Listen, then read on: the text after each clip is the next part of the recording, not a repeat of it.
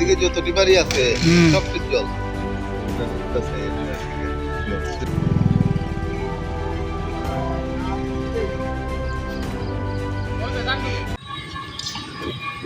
Sub কন্ট্রোলের উদ্দেশ্য করে কয়েকটা বলতে চাই। এই বিগত কয়েকটা দিনের বৃষ্টিতে আমাদের এই কালীপুর 13 নম্বর ওয়ার্ডে জলমগ্ন হয়ে গেছে।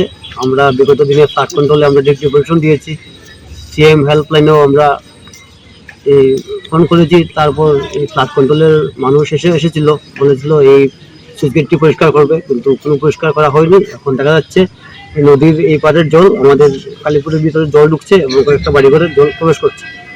এই ফ্লাড কন্ট্রোলের উদ্দেশ্যে আমরা বলতে চাই যে যত তাড়াতাড়ি পারে এইসবের যে অসম্পূর্ণ কাজগুলি করে এবং সুইচগুলির যে মুখগুলা জাবড়ায় ভর্তি হয়ে গেছে, এবং জাবড়া পরিষ্কার যদি হয় পরিষ্কার করতে হয়, তারা এই ফ্লাড কন্ট্রোল